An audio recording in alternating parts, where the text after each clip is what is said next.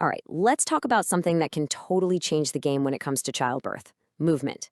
We're going to build your own personal toolkit of different birthing positions, and you'll see how even small shifts in your body can make a huge, huge difference. Let's dive right in. When you think about birth scenes in movies, what do you picture? It's pretty much always the same thing, isn't it? Someone lying flat on their back. But here's a thought. What if that one image we've seen a million times isn't the whole picture?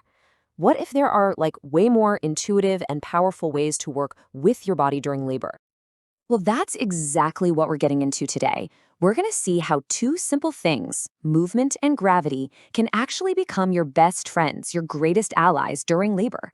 The goal here is to feel empowered, active, and for a lot of people, a whole lot more comfortable. Okay, so first things first, we gotta kind of shift our thinking. This isn't about being passive, it's all about taking an active role, really listening to what your body is telling you and using these different positions to help things move along. And this quote right here, it nails why this all works so well. I mean, it's pretty much basic physics, right? When you work with gravity instead of against it, you're helping your baby descend, and that can often mean a shorter labor. The bottom line is your position makes a huge difference. All right, so let's get into the practical stuff. We're going to build your labor movement toolkit. And I want you to think of these positions less like a strict checklist and more like, well, a set of tools in a toolbox. You just grab whatever you need whenever your body is telling you it needs it. First up in our toolkit, upright positions. Just standing up, walking around, you're letting gravity do its thing, helping the baby move down. Even just a gentle sway can make contractions feel less intense. And leaning forward, that is a lifesaver for back labor. It takes the pressure right off your back and can even help a baby that's sunny side up turn into a better position. But, you're gonna need to rest at some point. And that's where sitting positions are perfect. They give you the best of both worlds.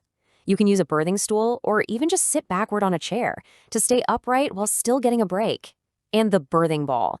It's such an amazing tool.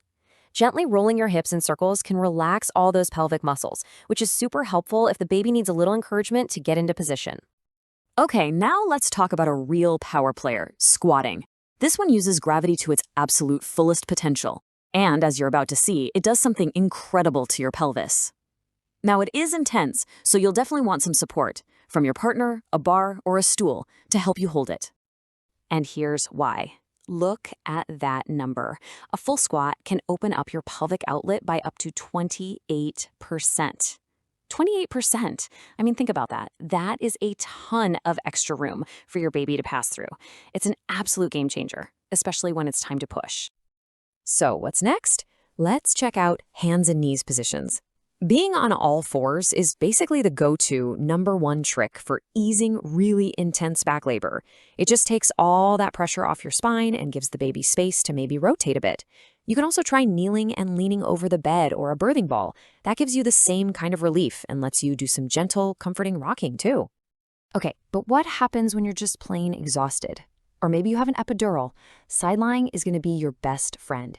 It is perfect for saving up your energy. It's also great if you have high blood pressure, and it might even help reduce the chances of tearing. It's proof that you can be resting and still be super productive. All right, so we've got our toolkit all laid out. Now let's get really practical. How do you actually use these tools to tackle some of the most common challenges that can pop up during labor? Let's start with the big one, that intense back labor. It's super common, and it usually happens when the baby's facing forward, pressing right against your spine. So, what's the plan? What can you do?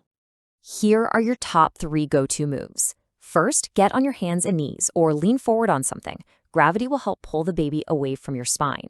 And then, grab that birthing ball and do some hip circles. It feels good, relieves pressure, and helps relax the exact muscles your baby needs to navigate through. Okay, different scenario. What if things have kind of slowed down, maybe even stalled a bit? You need to give the baby a little nudge to keep moving down. So how do you get things going again? This is when you call in the heavy hitters. Squatting, like we saw, opens up that pelvis like nothing else. Just standing up and walking around puts gravity right to work. And lunging is kind of a secret weapon. That uneven one leg forward position can be just the thing to help a baby wiggle its way around a tight corner. Let's be real. Labor is a marathon, not a sprint. And sometimes the biggest hurdle is just being completely exhausted. You've got to save up your energy for the big finish, but you don't want to stop your progress. So what's the strategy here? The answer is what I like to call productive rest. Side lying is the king of this, especially with an epidural, because you can genuinely rest while your pelvis stays nice and open. Another great option is supported sitting. Think sitting on a birthing ball and leaning forward onto your partner. You get a break, but you're still upright and helping things along. So when you put all these pieces together, it becomes super clear, right? Movement isn't just some nice-to-have option during labor. It's one of the most powerful tools you have to manage the whole experience.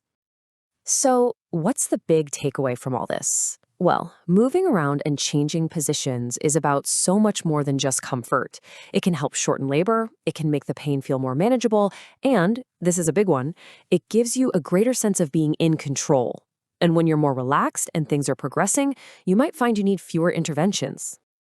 At the end of the day, all of this really points to one simple, beautiful fact. Your body knows what it's doing. It's literally designed to move, to shift, to rock, and sway through labor. The real key is learning to trust those instincts.